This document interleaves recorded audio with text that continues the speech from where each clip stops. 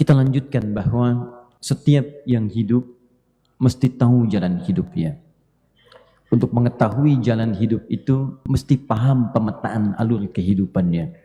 Dengan itu diharapkan hidup menjadi lebih mudah, nyaman untuk dilalui, dan efektif untuk dijalani setiap titian-titian sampai kembali pada pencipta kehidupan.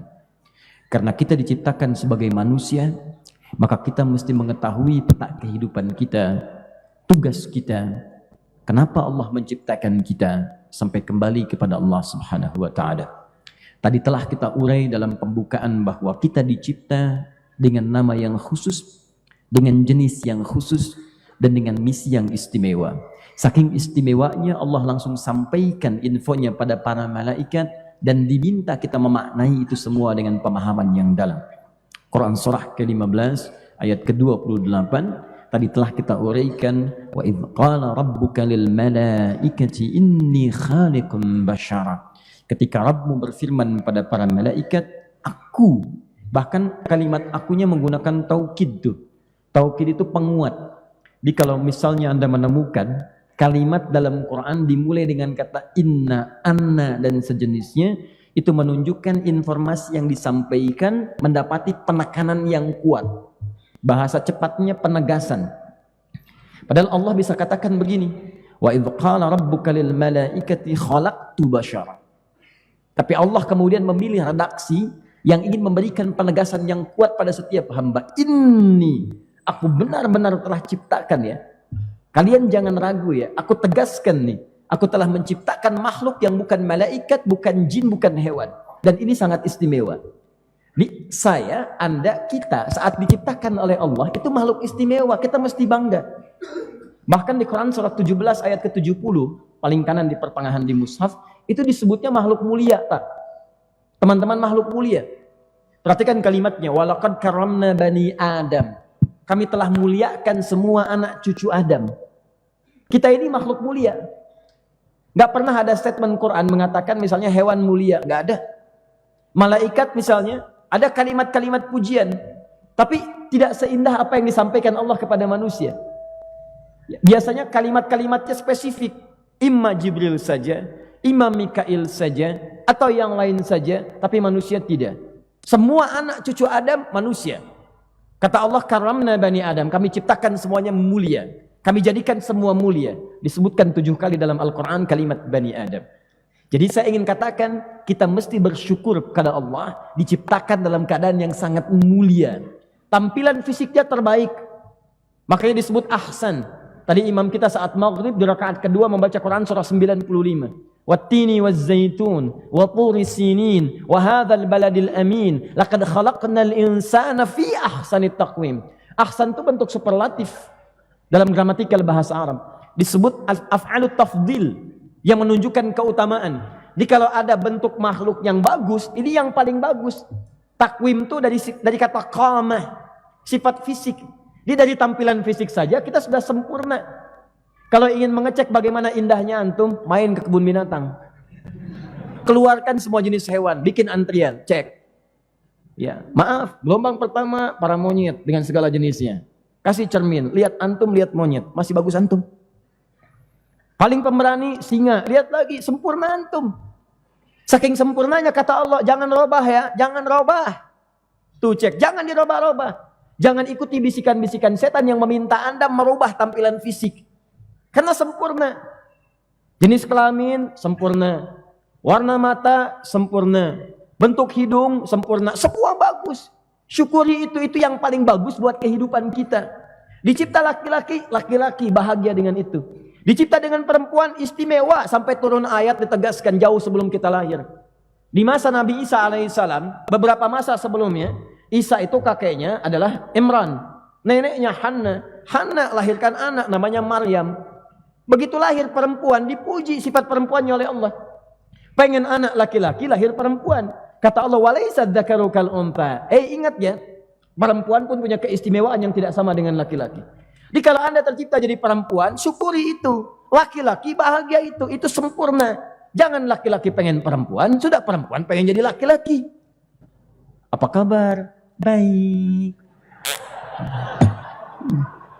Buang waktu.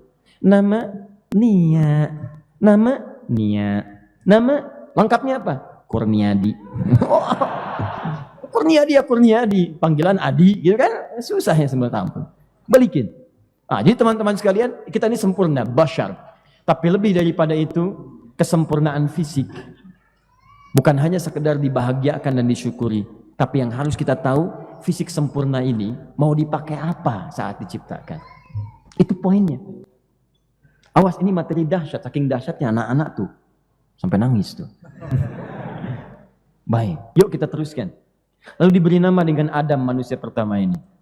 Quran surah kedua ayat 31. Teruskan. Ya, wa 'allama Adam al-asma'a kullaha.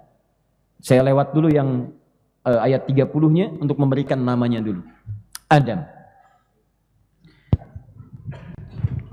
Adam diciptakan manusia pertama untuk memberikan gambaran kepada kita setiap fisik yang tercipta namanya manusia, nama umumnya manusia dengan segala tugasnya. Tapi setiap nama ini boleh diberikan kemudian harapan-harapan, doa-doa yang dengan nama yang melekat kepadanya diharapkan kemudian tercapai dengan penuh kebahagiaan saat menjalani masa hidupnya. Maka manusia pertama diberi nama dengan Adam. Ada yang menyebut dari Adimul Ardi, ya, yang manusia pertama yang sumbernya dari saripati tanah. Ya, selebihnya silahkan berikan nama-nama yang terbaik, yang dengan itu ada harapan-harapan keindahan. Nanti kita akan lihat turunan-turunannya. Nah, yang penting kita tahu, manusia lahir dicipta.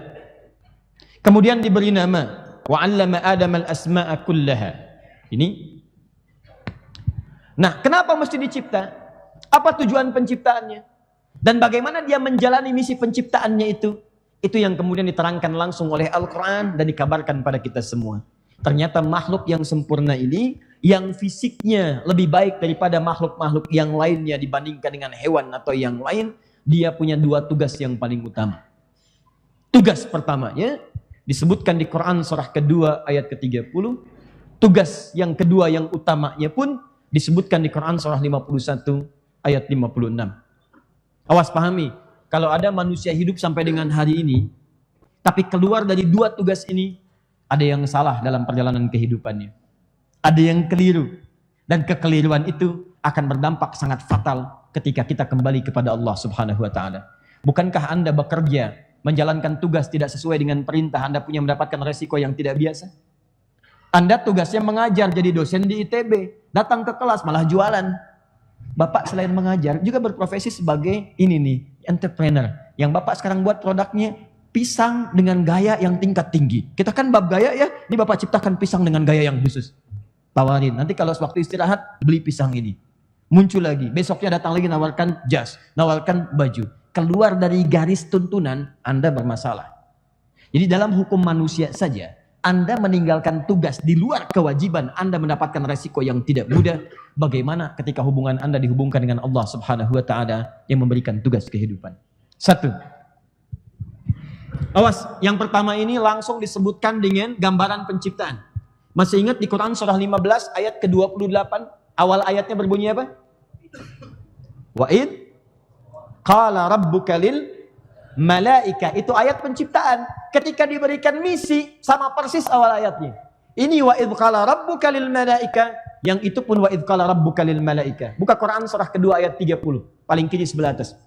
Wa'id qala rabbuka lil malaikati, sama persis dengan Quran surah 15 ayat ke-28. Wa idh qala rabbuka lil malaika. Tapi yang pertama inni khaliqun basyara, yang kedua langsung diberikan penjelasan misinya. Inni ja'ilun fil ardi khalifah.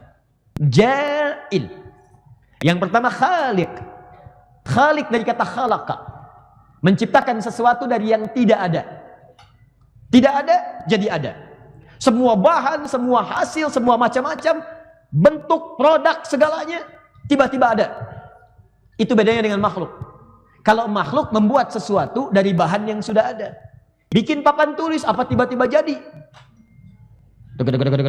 Ting, papan tulis mustahil. Ada bahannya dulu. Ada tripleknya, ada aluminium, ada macam-macam, dirangkai jadi papan tulis. Tapi kalau Anda membuat sesuatu, dan ini mustahil, membuat sesuatu tanpa bahan sebelumnya, Bahkan bahan Anda yang adakan, segalanya Anda yang adakan, semua ada. Maka penciptaannya disebut dengan khalaqa namanya. Khalaqa. Penciptanya disebut dengan khalik. Allah menyebut dirinya dengan khalik karena dia mencipta dari yang tidak ada menjadi ada seketika. Khalik. Paham sampai sini? Yang dicipta disebut dengan makhluk.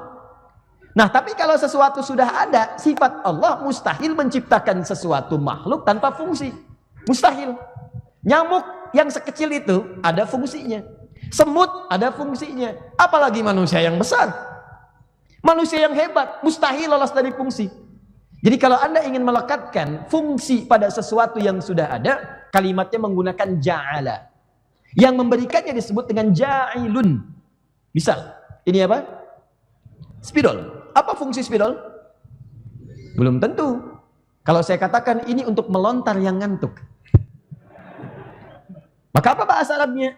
Inni ja'ilul qalama ramyan lin-nu'as. Superman? Ya. Saya ingin jadikan spidol yang ini khusus untuk melontar yang ngantuk. Itu ja'il namanya. Nah, Allah sudah menciptakan manusia, Bashar diberi nama dengan Adam dengan segala nilai keturunannya. Apa fungsinya itu semua? Mesti ada. Maka kata Allah, inni ja'ilun fil ardi khalifah. Saya ciptakan makhluk baru ini dengan misi khusus. Saking hebatnya misi ini, malaikat tidak bisa menjalaninya. Karena desain penciptaan fisiknya tidak memungkinkan ia menjadi khalifah di bumi. Cuman manusia ini yang bisa jadi khalifah. Nah, jadi tugas pertama kita adalah sebagai khalifah.